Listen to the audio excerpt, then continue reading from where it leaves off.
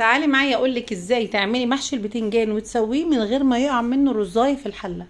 طريقه سهله وبسيطه قوي. وانتي بتقوري البتنجان هتشيلي القمع اللي انتي بتشيليه من البتنجان عشان تقوريه زي ما انت شايفه كده، وهتقومي مخليه وانت بتحشي البتنجان بقى هتجيبي القماعه دي وتسدي بيها البتنجان بالشكل ده كده. كده البتنجان هتبقى مقفوله معاكي تماما، مش هينزل منها اي رز وهو بيستوي. وعايزه افكركم بحاجه، انا منزله الحلقه على اليوتيوب كامله من اول ما تشتري بتنجان، ازاي تشتري البتنجان اللي هتعمليه محشي، وكل الخطوات بالتفصيل عشان البنات الجداد اللي لسه بيدخلوا المطبخ وعندهم مشاكل في المحشي. وهنا الطريقه دي عاملينها بخلطه المحشي السريعه اللي هي مش هتاخد وقت نهائي، علشان برضو الناس اللي بتشتكي من غلبة المحشي وانه بياخد وقت والكلام ده.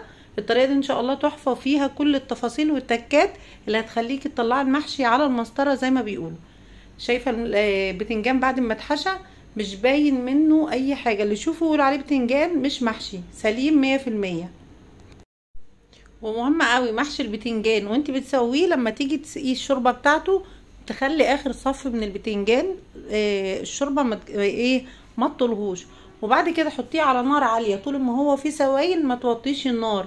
واول ما السوائل تبدا تجف منه او تبدا خلاص تختفي تبداي تهدي النار وتحطي بين الحله وبين النار شياطه وتهدي عليه وتسيبيه يكمل سوا مع نفسه.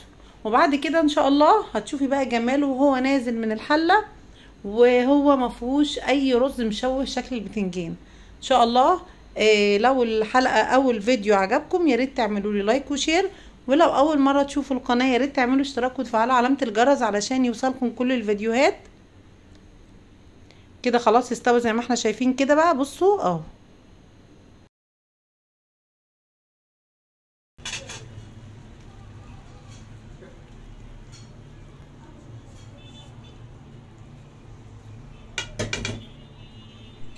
شايفين الجمال؟ عايزه اقول لكم بقى شويه السوائل اللي موجودين دول لو هديت عليهم النار شويه هنشفوا خالص زي ما انا قلت لكم، بس يبقى طعمهم حلو قوي قوي في المحشي.